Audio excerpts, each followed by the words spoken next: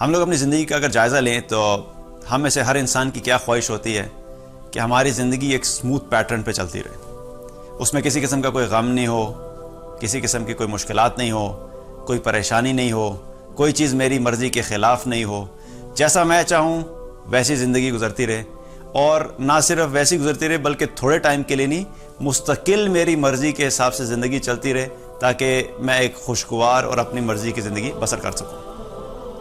لیکن حقیقت اس کے برعکس ہے، ایسا ہو نہیں سکتا۔ جیسا ہم اپنی زندگی کو چاہتے ہیں، بغیر مشکلات کے، بغیر خوف کے، بغیر پریشانی کے، بغیر چیلنجز کے، بغیر کسی کی دشمنی کے، ایسا ہو نہیں سکتا، کیونکہ اس چیز کے بارے میں قرآن میں اللہ تعالیٰ نے فرمایا ہے، اللہ تعالیٰ نے اس چیز کے بارے میں کمٹمنٹ دی ہے کہ تمہاری زندگی کے اندر یہ تمام سچویشنز آتی رہیں گی، کیونکہ اللہ تعالیٰ نے بھیجا کس لیے؟ آزمائش کے لیے۔ اللہ تعالیٰ ہم سب کو دیکھنا چاہتا ہے، الذی خلق الموت والحیات لیبلوکم ایکم احسن عملا۔ موت اور زندگی کا جو نظام اللہ نے بنایا ہے وہ اس لیے بنایا ہے کہ وہ دیکھنا چاہتا ہے کہ تم میں سے سب سے احسن عمل کون کر کے آتا ہے۔ تو جب آزمائشیں آتی ہیں تو اس میں بھی حقیقت میں اللہ تعالیٰ ہمیں آزما رہا ہوتا ہے، ان مشکلات میں بھی اللہ تعالیٰ ہمیں آزما رہا ہوتا ہے، اور آزمائشیں مختلف قسم کی ہوتی ہیں۔ قرآن میں اللہ تعالیٰ نے کیا فرمایا؟ وَلَنَبْلُوَنَّكُمْ بِشَيْءٍ مِّنَ الْخَوْفِ وَالْجُوعِ وَنَقْصٍ مِّنَ الْأَمْوَالِ وَالْأَنفُسِ وَالثَّمَرَاتِ وَبَشِّرِ الصَّابِرِينَ، کہ لازمی طور پر تم لوگ آزمائے جاؤ گے۔ کس چیز سے؟ وَلَنَبْلُوَنَّكُمْ بِشَيْءٍ مِّنَ الْخَوْفِ، کبھی خوف سے، وَالْجُوعِ کبھی فاقے سے، وَنَقْصٍ مِّنَ الْأَمْوَالِ کبھی مال کے نقصان سے، وَالْأَنفُسِ کبھی جانوں کے نقصان سے، والثمرات کبھی پھلوں کے نقصان سے، وَبَشِّرِ الصَّابِرِينَ اور ساتھ ساتھ اللہ تعالیٰ نے کیا فرمایا کہ ان تمام آزمائشوں سے جو بھی گزرے گا اور جس نے صبر کیا ہوگا اس کو میری طرف سے خوشخبری سنا دو۔ خوشخبری کس کے لیے؟ صبر کرنے والوں کے لیے۔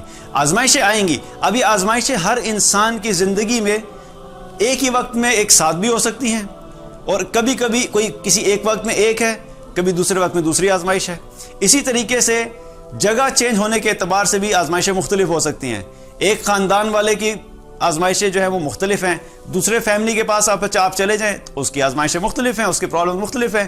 اسی طریقے سے ایک ملک کا آپ ایگزامپل لے لیں، کسی ایک کنٹری کے اندر اگر آپ جائیں گے تو آپ کو لگے کہ یہاں کے پرابلمز اور یہاں کے مسائل مختلف ہیں۔ کسی دوسرے ملک میں جائیں گے آپ کو وہ مسائل نہیں نظر آئیں گے لیکن اس ملک کے اندر کوئی اور مشکلات ہوں گی۔ تو یہ چیز یاد رکھیے کہ پوری دنیا میں کوئی بھی ایسا انسان نہیں ہوگا جو اپنی مرضی کے مطابق زندگی بسر کر رہا ہو اور وہ یہ چاہے کہ میری زندگی میں کسی قسم کی کوئی مشکل نہیں ہوگی۔ اب یہ تو یقین ہے کہ آزمائشیں تو رہیں گی، اگر ہم اس چیز کو پہلی چیز ہم ایکسیپٹ کر لیں تو آدھی مشکل ہماری ویسے ہی آسان ہو جاتی ہے، آدھی مشکل آسان ہو جاتی ہے، کیونکہ ہمیں جب پتہ ہے کہ آزمائشیں رہیں گی تو اس کو ایکسیپٹ کرنا آسان ہوتا ہے۔ آج آپ کی زندگی میں مال کی تنگی ہے، ہو سکتا ہے کچھ عرصے کے بعد اللہ تعالیٰ مال میں وسعت دے دے، لیکن اس وقت ایک نئی مشکل آ گئی، کیا ہوا؟ گھر میں بیماری آ گئی، اور آپ پریشان ہو گئے کہ یار ابھی مال والا مسئلہ حل ہوا تھا، ابھی ایک نئی مشکل آ گئی ہے، کیا بیماری آ گئی؟ اچھا، بچوں کی بیماری ٹھیک ہوئی، اس کے بعد اب تھوڑے عرصے کے لیے سکون ہوا، مالی تنگی بھی ختم ہوگی، بیماری بھی ٹھیک ہوگی، خاندان میں کسی کے ساتھ مسئلہ ہو گیا، اب ایک نئی مشکل کھڑی ہوگی۔ پہلے دو مشکلیں آسان ہوئی تھیں، ایک نئی مشکل آ گئی۔ اچھا، وہ مسئلہ بھی حل ہو گیا، کچھ عرصے کے لیے سکون ہوا، آسانی ہوگی، پھر تھوڑے عرصے کے بعد پتہ لگا کہ جاب میں مسئلہ آ گیا ہے۔ انسان کہتا ہے یار ابھی یہ 3 مسئلے سے میں نکلا تھا، اب یہ 4تھا مسئلہ آ گیا ہے، اور پھر یہ 4 مسئلے حل ہوں گے تو کوئی اور مسئلہ آ جائے گا۔ تو یہی یاد رکھیے کہ زندگی میں مشکلات آتی رہیں گی، مختلف اوقات میں مختلف وقت میں اللہ تعالیٰ مشکلات بھیجتا رہتا ہے اور ہمیں آزماتا رہتا ہے۔ اب یہ جو مشکلات آتی ہیں اور آزمائشیں آتی ہیں، اس میں اصل جو چیز ہمیں ڈفرینشیٹ کرتی ہے کہ ہم ان مشکلات کی طرف رسپونڈ کیسے کرتے ہیں، ہمارا رویہ ان مشکلات میں کیا ہے، ہم ان مشکلات میں ہم کس ڈائریکشن میں چلے جاتے ہیں، یہ چیز ہر انسان کو دوسرے سے ڈفرینشیٹ کرتی ہے۔ ایک وہ لوگ ہوتے ہیں جو اللہ والے ہیں، نیک ہیں، صالحین ہیں، ان کی زندگی میں مشکلات آتی ہیں۔ ان کی زندگیوں میں جب مشکلات آتی ہیں اور آزمائشیں آتی ہیں تو وہ حقیقت میں ان کے درجات کو بلند کرنے کے لیے آتی ہیں۔ ان کے درجات کو اللہ تعالیٰ بلند کرنا چاہتا ہے اور ان کو آزمانا چاہتا ہے، ان کے درجات بلند ہوتے ہیں اور ان کا قرب اللہ سے اور زیادہ بڑھ جاتا ہے، وہ مشکلات ان کو اللہ سے اور قریب کر دیتی ہیں۔ اور دوسرے لوگ وہ ہوتے ہیں کہ جن کی زندگی میں مشکلات آتی ہیں، جو نافرمان ہیں اللہ کے، جو اللہ کے نافرمان ہیں، ان کو اللہ تعالیٰ مشکلات میں کیوں ڈالتا ہے؟ ان کو اللہ تعالیٰ مشکلات میں اس لیے ڈالتا ہے کہ اللہ تعالیٰ ان کو وارننگ دینا چاہتا ہے، وَلَا نُذِيقَنَّهُم مِّنَ الْعَذَابِ الْأَدْنَىٰ دُونَ الْعَذَابِ الْأَكْبَرِ لَعَلَّهُمْ يَرْجِعُونَ۔ ہم ان کو بڑے عذاب سے پہلے چھوٹے چھوٹے عذابوں کا مزہ چکھاتے رہیں گے، کس لیے؟ لعلہم یرجعون، کہ شاید کہ یہ لوگ پلٹ آئیں۔ اللہ تعالیٰ جب مشکلات بھیجتا ہے نافرمانوں کے اوپر بھی، تو وہ مشکلات اس لیے نہیں بھیجتا کہ اللہ کو ان نافرمانوں سے کوئی نفرت ہے یا ان نافرمانوں کو بھی اللہ تعالیٰ ناکام ہونے دینا چاہتا ہے، بلکہ اس میں بھی اللہ کی خیر ہوتی ہے، اس میں بھی اللہ کی طرف سے بھلائی ہوتی ہے ان نافرمانوں کے لیے، کہ شاید کیونکہ ان کے پاس دنیا میں تمام آسائشیں ہیں جس کی وجہ سے یہ اللہ کو بھولے بیٹھے ہوئے ہیں، ہو سکتا ہے کہ کوئی انہیں چھوٹی سی مشکل دوں تاکہ ان میں مشکل میں آنے کی وجہ سے ان کو رب یاد آ جائے۔ وہ مشکلات بھی اللہ تعالیٰ اس لیے بھیجتا ہے نافرمانوں کی زندگی میں تاکہ اس کے ذریعے سے بھی وہ واپس پلٹیں، ان کے لیے وارننگ ہوتی ہے۔ اگر وہ واپس پلٹ جاتے ہیں تو وہ مشکلات ان کے لیے خیر کا باعث بنتی ہیں، لیکن اس کے باوجود اگر وہ اپنی زندگی میں اسی طرح چلتے رہیں گے، اللہ کی نافرمانی کرتے رہیں گے، تو پھر ان کی اپنی ناکامی اور ان کی اپنی بربادی ہے۔ تو یہ یاد رکھیے کہ مشکلات زندگی میں آتے رہتے ہیں۔ ہمیں اپنے آپ کا اپنا جائزہ کیا لینا ہے کہ ہم لوگ کس کیٹیگری میں ہوتے ہیں۔ کہ جب ہمارے اوپر مشکلات آئیں تو کیا ہم نے اللہ سے رجوع کیا؟ ہم پہ جب آزمائشیں آئیں تو کیا ہم نے اللہ کے اور قریب ہوئے؟ جب ہمارے اوپر آزمائشیں آئیں تو کیا ہم نے اللہ کو پکارنا شروع کیا؟ کیا ہماری زندگی میں کوئی تبدیلی آئی؟ اگر کچھ بھی تبدیل نہیں ہوا اور مشکلات آ رہی ہیں اور ہم صرف روئے دھوئے چلے جا رہے ہیں، تو اس سے جان لیجئے کہ ہمیں اللہ کا قرب حاصل نہیں ہوگا، بلکہ ہم اللہ سے اور دور ہو جائیں گے۔ اس لیے مشکلات دونوں طرح کے لوگوں پہ آتی ہیں۔ اب ایک چیز یہ ہے کہ مشکلات اگر آ جاتی ہیں تو پھر ہم کیا کریں؟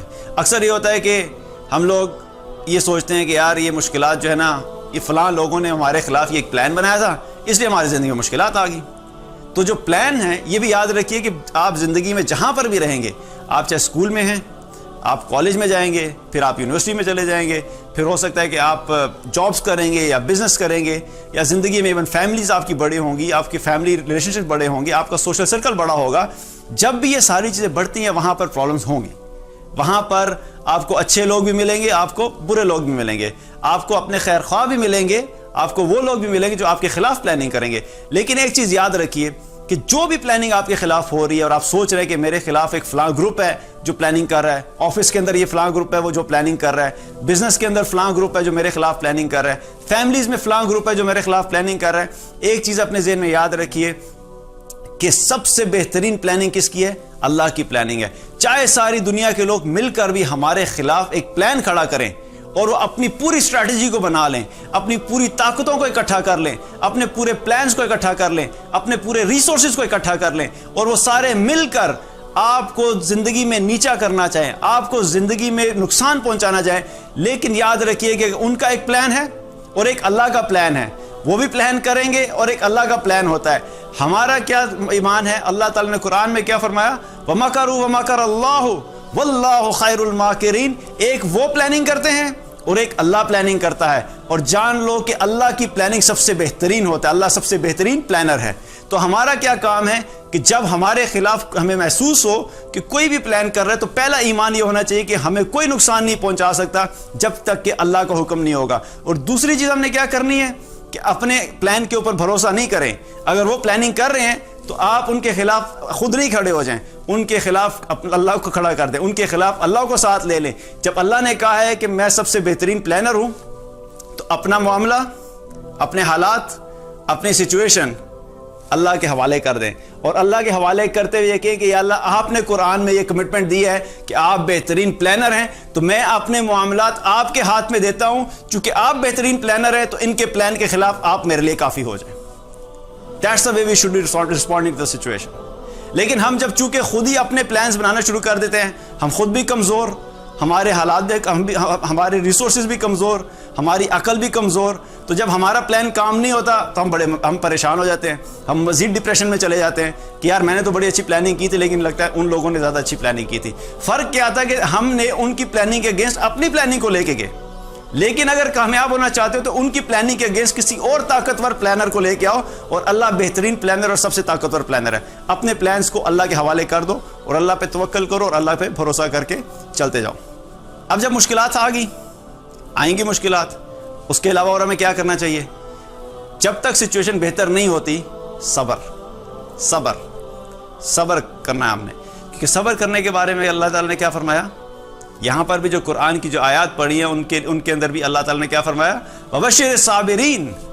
ان سچویشن کے اندر جو لوگ آزمائش میں ڈالے جاتے ہیں، آزمائش میں آنے کے بعد انہوں نے رونا دھونا شروع کر دیا، اللہ سے دور ہو گئے، نماز چھوڑ دی، اللہ میرے ساتھ ہی ایسا کرتا ہے، میری زندگی کے اندر مسائل ہیں، میرے ساتھ ہی ایسا کیوں ہوتا ہے، میرے تو سارے جاننے والے اتنی اچھی سیلریز لے رہے ہیں، میرے سارے جاننے والے اتنے اچھے گھر میں رہ رہے ہیں، میرے سارے جاننے والوں کے بچے اتنے اچھے سکولز اور کالجز میں جا رہے ہیں، میرے فلاں جاننے والے کے بچے تو باہر پڑھ رہے ہیں، میرے ساتھ یہ ساری زیادتی کیوں ہوتی ہے؟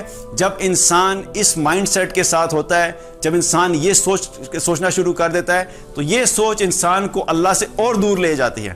اور جب وہ اللہ سے اور دور چلا جاتا ہے تو دنیا تو پہلے ہی ہاتھ سے چلی گئی، حالات تو تبدیل نہیں ہوئے نا. اس طرح رونے دھونے سے، شکوہ کرنے سے حالات میں کوئی تبدیلی نہیں آئے گی. تو دنیا تو پہلے ہی ہاتھ سے چلی گی. لیکن اس سچویشن کی وجہ سے اگر ہم اللہ کے قریب ہو سکتے تھے تو ہم نے اپنی آخرت بھی اپنے ہاتھ سے برباد کر دی. تو کیا کرنا ہے؟ اللہ کے ساتھ شکوہ شکایت نہیں کرنی، اللہ پہ ہم نے صبر کرنا ہے اور اس پہ بھروسہ رکھنا ہے کہ اللہ نے اچھا کیا ہے. اسی لیے اللہ تعالیٰ نے یہاں پر بشارت کن لوگوں کے لیے دی ہے؟ صبر کرنے والوں کے لیے، رونے دھونے والوں کے لیے نہیں، اللہ سے شکوہ کرنے والوں کے نہیں. جو صبر کریں گے اللہ تعالیٰ کہتا ہے کہ ان کو میری طرف سے خوشخبری دے دو. اور صبر کرنے والوں کے بارے میں قرآن میں اللہ تعالیٰ نے کیا فرمایا؟ بہت ساری جگہ پہ ہر عمل کا ایک اجر ہے. فلاں کو ہم عظیم اجر دیں گے، فلاں کو ہم بہترین اجر دیں گے، مختلف آیات آتی ہیں. لیکن جب صبر والوں کی بات آئی، جب صابرین کا تذکرہ آیا تو قرآن میں تو اللہ تعالیٰ نے کیا فرمایا؟ انما یوفی الصابرون اجرہم بغیر حساب. ہم صبر کرنے والوں کو بے حساب عطا فرمائیں گے. تو صابرین کے لیے اللہ تعالیٰ نے بے حساب اجر رکھا ہے. تو ہم نے پہلی چیز کیا کرنی ہے؟ اس سچویشن میں صبر کرنا ہے. دین کی بات پھیلانا صدقہ جاریہ ہے. ثواب کی نیت سے ویڈیو کو شیئر ضرور کیجیے. جزاک اللہ.